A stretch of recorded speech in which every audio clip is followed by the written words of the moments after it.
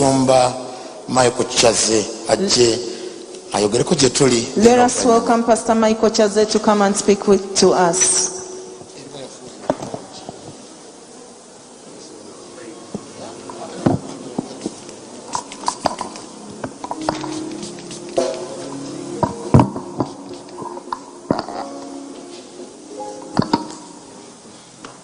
Hallelujah. Amen. Yeah.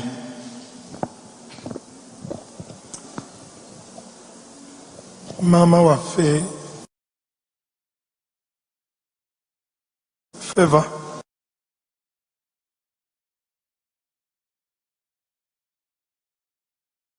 Our Mother Favor, abaana the children, abasumba mwenna and all other pastors.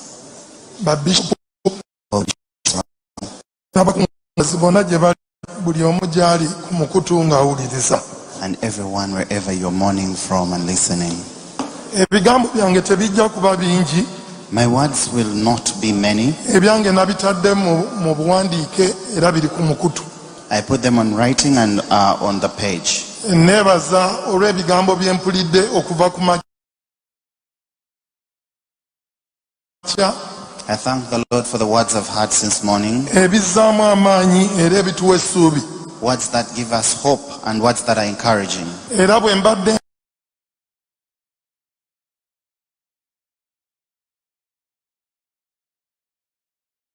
nengedde nga sirina bigambo bya kwogera naye nina okufunzafunza ebiri mu mutima gwange ebizze bijja nga mpuliriza bannange.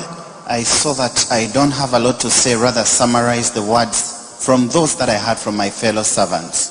Mu ngeri ennyangu kansooke ngolole omulabirizi Serwadda. In brief, let me first appreciate Agambye nti Pastor Serada. ye omubiri gwe nsiisira nnyimpi. He said that his body is a short grass-hatched house, Mwante Chaze nsiisira mpanvu. yet Pastor Chaze is a tall grass-hatched house. Kyalemeddwa okugamba nti nze ndi kaalina. What he failed to say, that I'm a storage building. Abooluganda tuli ku lunaku olw'ebyewuunyo. Brethren, we are on such a day full of wonders. Nabadde sijja kujja wano I was not to come here kubanga nayingira mu kirayiro because I entered into a covenant ne baweereza bannange and sworn with my fellow ministers n'ab'amaka gange together with my family. bwe twakuba akalulu When we cast a lot ne bakizuula nti nze nsinga okutambula mu nnyumba. and we knew that I'm one of the persons who usually visits this house, Era ne baŋŋamba and they told me obulwadde bubo obw'okuyingira wano dadi yali buleeta. that if the disease will penetrate into the house, it will be brought by Daddy, Kubanga tawummula. because he does not rest. Era ne bannyingiza mu kirayiro And I swore ekyokulekeraawo okutambula. I swore to them stopping or ceasing a movement, consistent movements, Era mu nkola y'emu ey'okwegendereza and in the same way of keeping more careful, baalonda akulira eby'okutambula mu nnyumba. they chose a person who controls my movements at home. Akuwa paasi ey'okufuluma The person who gives a pass to go, a clearance, era nga yakufuuyira ng'okomyewo. and is the one who sanitizes you when you get back home. Kati wiiki eno engeri gy'ebadde etambulamu The way this week has moved, tufiiriddwa nnyo munda mu kkanisa n'ebweru. we've lost so much within the church and out of church. Era ku buli mulundi mbadde ndabulwa And every time I've been warned, nga ndabika nga agenda okufuluma. if I was like I wanted to move out.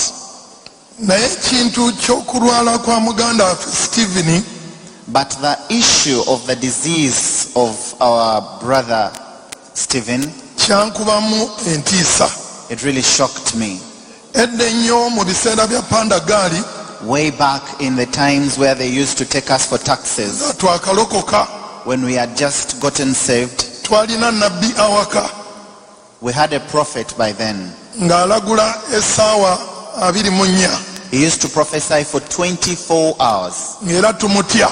And we used to fear him. Ebiseera ebyo By then, buli lwe twalinga mu ntiisa whenever we were in such a fear, yagwangako ffe kye twamanya nti mwoyo mutukuvu. that something befell him which was we knew as the Holy Spirit. Era yatandikanga okwogera ebigambo eby'obunnabbi. And he usually started speaking words of prophecy. Engeri gye twali twakalokoka tetwasigukanga kubanga twamanya ti ate oba Mukama mwali mu nju nga ne nabbi waali, kizibu ki ekinaatugwako. Since we had just gotten saved, we never left, since we knew that the Lord was in the house and the prophet. What will befall us? Naye olunaku olumu But a day came.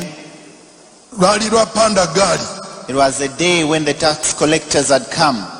Mwana panda gaali kiroole ne kijja ne kiyimirira mu masaŋŋanzira A lorry came into the crossroads or the junction. nga kitika abavubuka. It was taking the young men. Ate ne nabbi waffe yali muvubuka. And our prophet was also a young man. Kati amafusasi bwe gaavuga When the bullets were shot, ffe ne tunywerera mu kifo kimu kubanga nabbi waali ate yali mu mwoyo wa kulagula. we stood in one place because the prophet was there and he was in the spirit of prophesying. Bwe geeyongera amasasi When the bullets shot them all, emisinde ne gibeera ku luguudo olwo people started running nga over. abantu bakwatibwa bateekebwa ku loole. People were being arrested, put on the lorry. Nabbi n'ava mu kulagula n'asituka n'adduka. Now the prophet left the prophesying ministry and he ran off. Awo omutima tegwasigalamu ogwange My heart went together with him kubanga nagamba because I said within me, oba essanduuko ya Mukama eddusi kati antooro nze.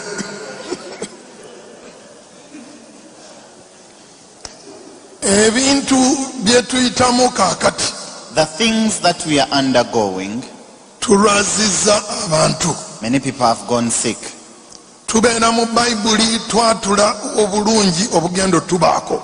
But we are in the Bible prophesying the good things that are going to befall us. Bwe nali ndi mu ngeri bw'etyo When I was in such a situation, ne baŋŋamba nti Stephen mulwadde. I was told that Stephen is sick. Amazima nawuliranga nabbi olunaku luli lwe yadduka. For sure, I felt like as if I remember the day that our prophet took off. Nakuba essimu I held my phone ne nkubira Favor mubuuze kiki.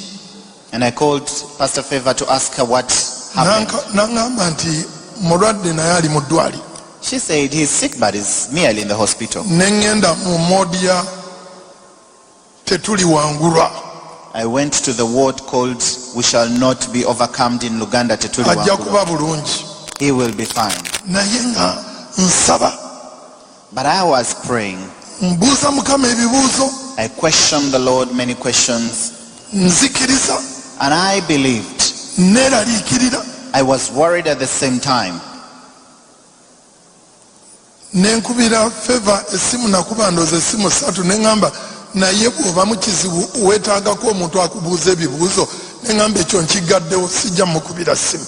I wanted to call Pastor Favor and I was like, if you are in a problem, would you want someone to question you? Then I closed the deal of calling her. Ne nnoonya omulala gwe nkubira. And I sought for another person to call. Ne nfuna Jane Wanyama. And that was called the late Jane Wanyama.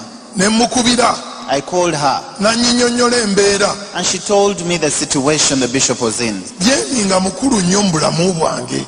Jane was so important in my life. Kubanga lumu Because one day nalwala ssenyiga gwe saategeera. I got a flu I didn't know. Ne sisobola na kulya Christmas eya 2019. And I was not able to enjoy my Christmas for 2019. Ne nanzija ku December 12 nanyingiza omwaka omujja nga ssenyiga ndi bubi. The flu took me from 12th December to the new year 2020 and I was badly off. Dr. Jenny yaŋŋamba nti gwokyali awo oyogera mu nnimi kanzije. Najja nanzijanjabira awaka wiiki ng'emu ezaddirira nemba nga nasobola okuva awaka. Dr. Jen told me, don't speak in tongues, let me come and treat you. She treated me for a week and then I got better. Namubuuza ebigambo ebikwata ku mulwabirizi n'aŋŋamba ajja kuba bulungi ajjanjabwa bw'ati omutima gwange ne gunywera. And when I called her, she told me the bishop will be fine, he's on such and such a treatment, and my heart was at peace. Nali ndi awaka ebbanga era nga lya wiiki emu emabega. 1 week back as I was at home. Ng'essimu eŋŋamba nti Dr. Jane naye afudde. And I got a phone call that was telling me Dr. Jen has passed on. Nenziramu ewa nabbi wange oli adduka emisinde. And then I remembered my prophet who took off. Neŋŋamba kati Jane bw'aba taliiwo Favor ne anaayimirira atya bibuuzo bye neebuuza bingi. I started questioning myself many questions. If Jen is not around, how will Favor stand? Naye amawulire gajjo gammazeemu nnyo omutima. But the news that I got today has really discouraged me. Era nakukuse. And I felt like boiling within me. Sitera kubira basumba masimu naye nakubidde musumba Kiganda essimu. I rarely call pastors, but this time around I called Pastor Chiganda. Naye era ebintu bye nabadde njogera nga si byakukkiriza. And the things I was speaking were showing that I don't have faith a bit. Namugambye Kiganda ekintu kye tuliko kituyigga buyizzi kati. And I told Bishop Chiganda, the thing that is chasing us is now haunting us. Ne muganga tonnabuguuta na kutambula sooka otuule wamu osabe. And I told him, before you start moving around, sit down and pray. Nayogedde ne prefect w'awaka waffe atukkiriza okutambula. When I talked to the prefect who gives us permission to move, yangambye daddy wandiika okukubagiza kwo okuteeke ku net. and he or she told me that, Daddy, you know what? Write down your words that you want to say farewell to Bishop and post them on the website. Era nakuwandiisa buluganda. And I wrote it down, brethren, Era nenkola ne video. together with a video. Naye ng'omutima gunnuma. But I felt pain within me. Olweggulo nzizeyo ne mugamba omanyi nze ngenze kulaba wakiri ndabe ku bantu. But Omutima gwange gutereere. yesterday evening I told her, at least let me go and see the people that my heart may feel content. Ku lw'abaluganda abali ku Omega, For the brethren at Omega, ababala ekkanisa eno nga muganda waayo waabwe, n'abasumba bonna ndeeta okubagiza. all other Ndeeta pastors, okubagiza okuva eri mukyala wange. I bring sincere condolences from my wife. Favor tukwagala nnyo. Pastor Favor, we love you so much. And we promise to be with you. Era tukusuubiza tujja kubeera naawe. Surprises. Ebintu ebyewuunyisa. Ennaku z'omwezi 16 April On the 16th of April, twali wamu. we were together. Olunaku lwe siryerabira. A day that I will never forget. Ku muganda wange Senfuma kanzija ennaku ezo bbiri. Olunaku olusooka Let me bring out 2 days. banga sidde nenyo naye ndooza myezi ng'esatu. In about 3 months back, Omulabirizi yajja gye ndi the bishop came to me. ng'ali mu bwangu. He was in a hurry. Yali ali mu bwangu He nnyo. was doing a lot of paperwork. Yali alina empapula z'agobako. He was preparing for change. Yali alina enkyukakyuka He was telling gy'ateekerateekera. me, he was asking me about everything we do at church. Yali ambuuza ku ngeri gye tukolamu buli kimu ku And he was church. comparing it with what is being done at UCC. Naye ng'agezaako bigeraageranya n'ebyo bye tukola no ku And we were UCC. discussing and questioning the systems we are using as churches to manage our congregation and the ministry. Twagezaako okuwayawayaamu ku ngeri systems ez'enjawulo ze tukozesa okuddukanya amakanisa gaffe. He was writing.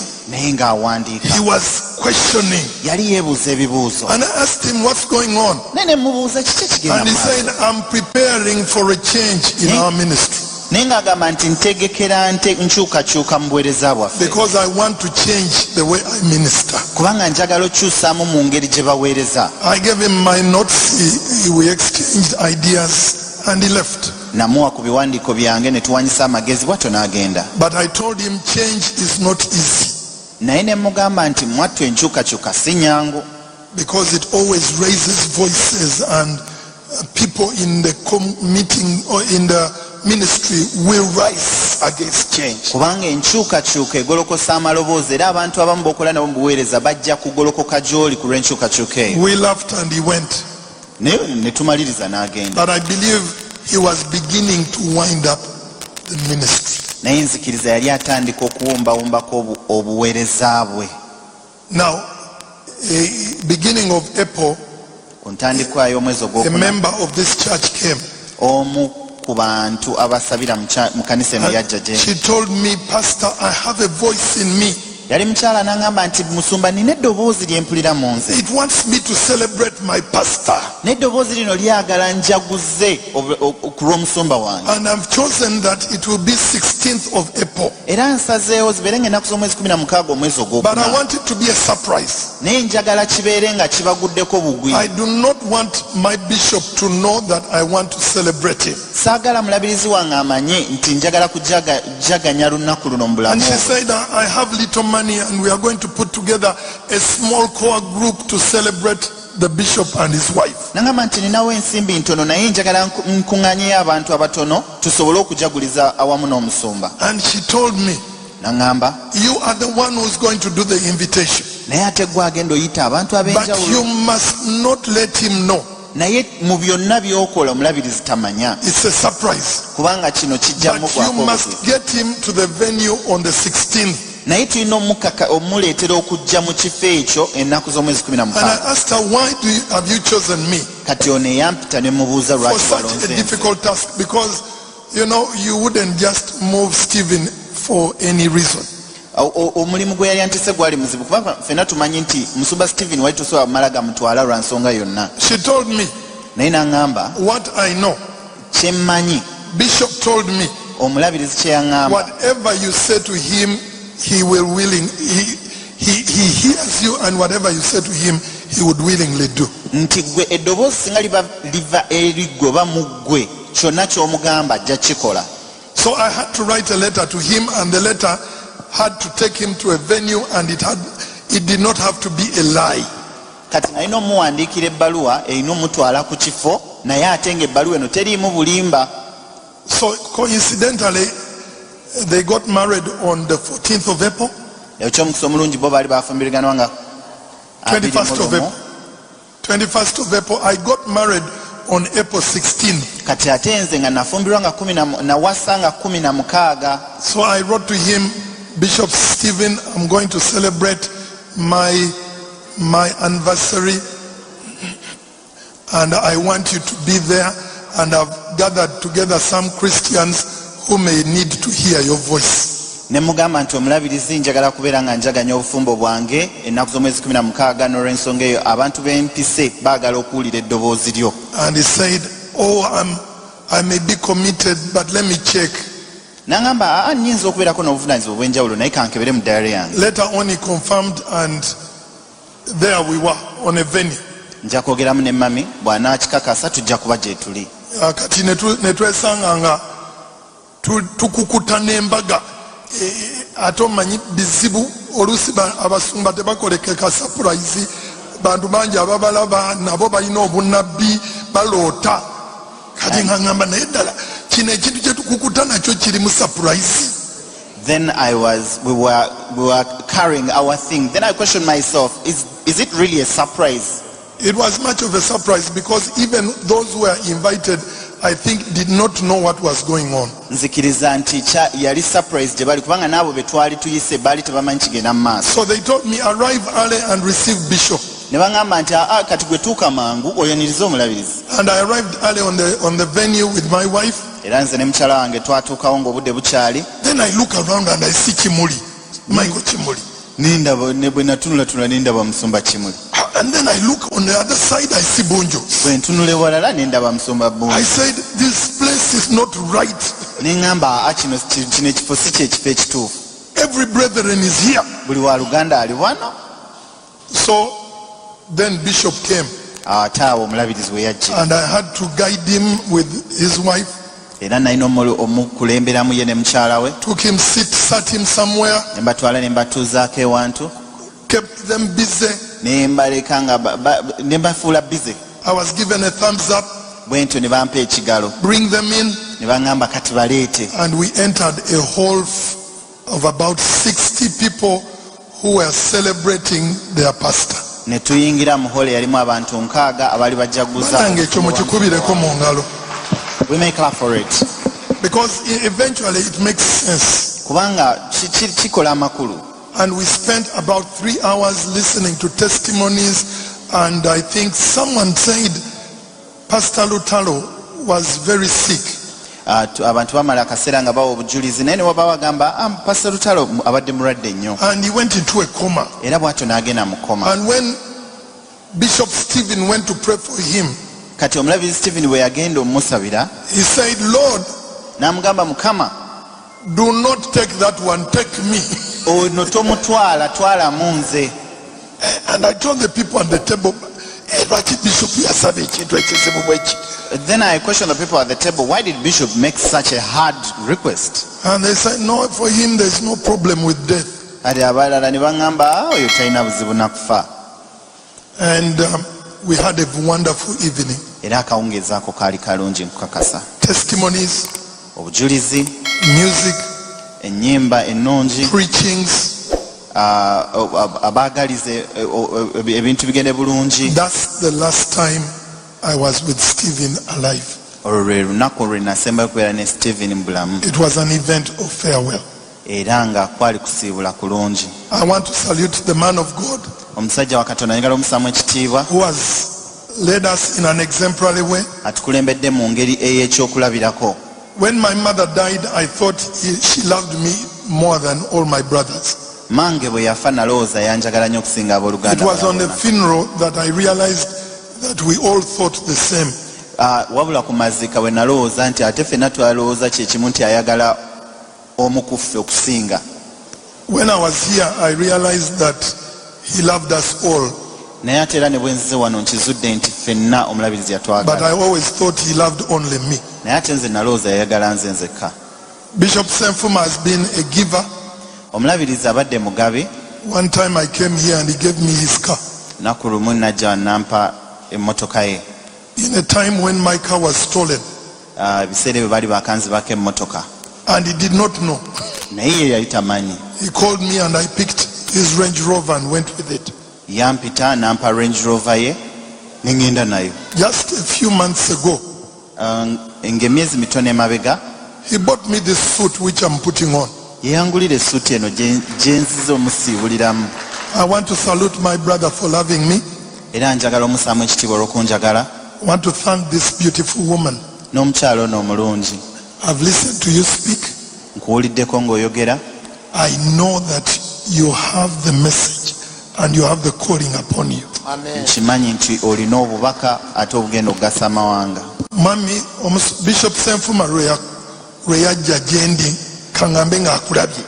When Bishop Senfuma came to me having sighted you, mu maaso ge mwalinga omulimu ettaala. in his eyes were blessing. N'aŋŋamba musumba, And he told me, Pastor, nfunye omukyalo ow'okuwasa. I found a wife to marry. Kyate njagala muwasa mangu. And I want to marry her hurriedly. Kubanga buno obulamu bwe ndimu obw'obuwulu busobye. Because the single life is really hard for me. Abaana abamu abawala bansobedde. Some of my girls at home are really a problem now. Nti eka basazeeko. They have taken over the home. Ne mugamba katugende eka ndabewo. And I told him, let us go home and see what's going on. Nanvuga ne tugenda eka. He drove me home. Ne tulambula ennyumba. And we toured around the house. Ne mugamba ekituufu olina okuwasa mangu. I told him it is true and right, you ought to get married. Naye omwana omwetegereza. But have you keenly looked at the lady? N'agamba mwetegereza nina n'obujulizi mu mutima. And he said that I keenly looked at her and my witness is in the heart. Nti muntu mulungi. That she's a good person. Feva totuswaziza obadde mulungi. For sure you've not ashamed us, you've been a good Omwami woman. wo abadde ambuulira bw'akwagala. Your husband has always told us how he loves you. Weebale omugondera, weebale okuweereza. Thanks for submitting to him and thanks for ministering with him. Mukama akwetooloole mwana waffe. May the Lord surround you. Abaweereza ba UCC, All the ministers of UCC, okusoomoozebwa kuli ku mmwe the challenge is upon you now okwongerayo omulimu guno. for you to take forward this mu work ngeri eneeweesa Mukama ekitiibwa. in a way that will glorify our God. Katonda ayinza byonna Mighty God, atuwadde ebirabo ebingi mu nsi eno mwe tuwangaalira. you who has given us a lot of gifts in this world. Tukwebaza olw'ekirabo kya Stephen Senfuma. We thank you for the gift of Stephen Senfuma. Twebaza olw'ebyo by'atusizeemu. We thank you for the things he has sown and invested in us. Twebaza olw'okusoomoozebwa kw'atuleetedde. We thank you for the challenges he's brought before us. Twebaza olw'ebyo by'asimbye n'abo b'aleze. We thank you for what he has planted and the people he has nurtured. Tumusiga gy'oli Katonda waffe. We plant him into you, nga tukkiriza Mukama waffe and we believe, Lord, ti mu bbanga eritali ddene that not in so long tuliba wamu nate nga tuyimba. we shall be together with him rejoicing, Otwetolooza ekisa kyo and you may surround us with your grace. mu linnya erya Yesu. In Jesus' Hallelujah. name. God bless you. Hallelujah. And the Lord bless you. Weebale taata, weebalire ddala. Mukama akuwenye omukisa. Thank you. May the Lord bless you. Bannange tukubire Katonda waffe mu ngalo. Let us appreciate our God. Weebale nnyo Omusumba Kyazze. Thank you very much, Pastor Chaze.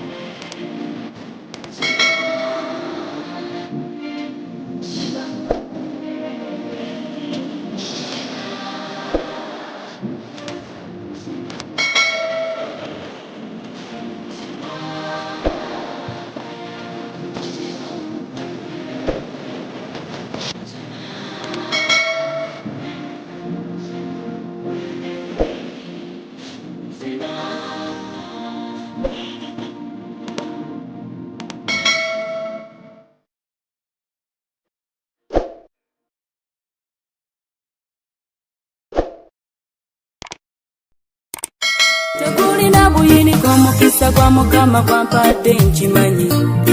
Obadde okimanyi nti osobola okufuna event planner and manager okuteekerateekera omukolo gwo gwonna kati osobola okumufuna nga mulokole obutafuna stress yonna. BGPevents be bantu abatuufu oyagala kekisi ebifaananyi ebirungi ne vidiyo motoka z'abagole mu bika eby'enjawulo jangu tukuyambe tukola decoration ali ku mulembe tulina bridal gowns ne changing wear obutebe tents abafumbi abalungi saako PA system ekyuma ekisunsula obulungi ate nga tukulira ne bajeti y'omukolo gwo ejja mu nsawo yo saakuba ashers baffe abali smart abataswaza mukolo gwo n'abogezi b'emikolo abalungi bakatumwa ate nga tusobola n'okufunira reception y'omukolo gwo kati oyagala suuti makanzu agatwalibwa ku buko oba gomesi tubikufunira ku bisale ebirungi BGPevents bwetegeka omukolo tukuletera n'abayimbi abasanyusa abagenyi bo saako kukola selection y'ennyimba ezigendera ku mukolo gwo.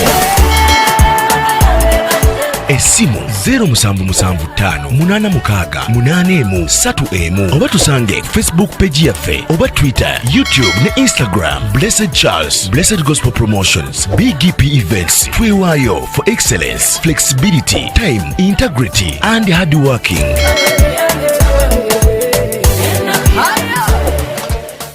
BGPevents, likinga, subscribinga, oba ogoberere era oyanirize n'omulala byonna bya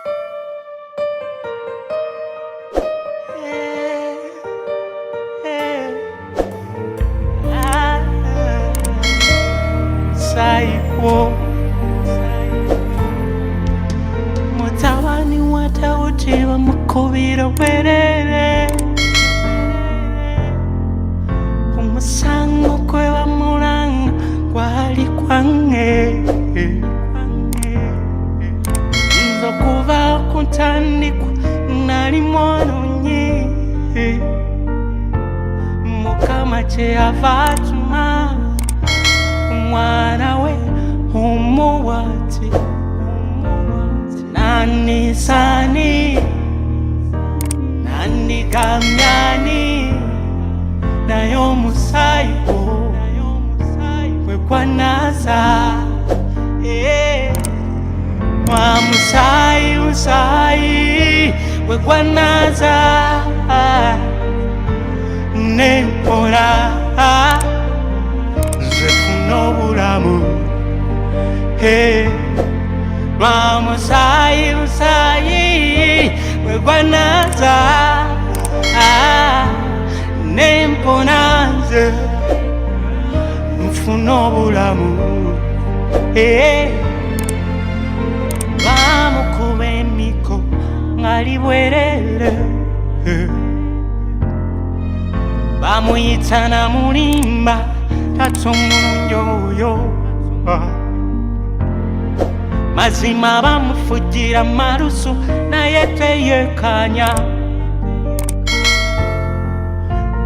nani sani nani kamyani olw'omusayi gwe gwamponya magombe nze ani yalinyagadde nze olw'ensobi zange ani yalinyagadde nze olw'ebibi byange wa musayi wegwanaza nempora zefuna obulamu lwa musayi wegwanaza nemponanze nfuna obulamu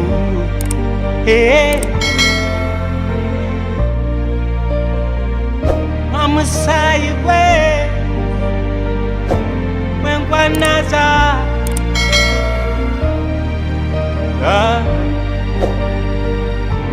amagombe gali gansamye sitani yali mizenze naye ze yali tasanira Mukama nunula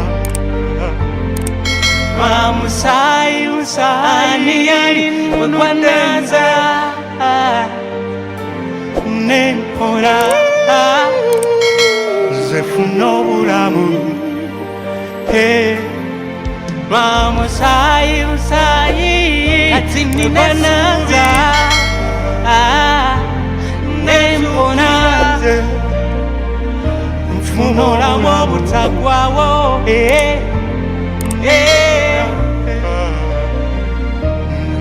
nzukire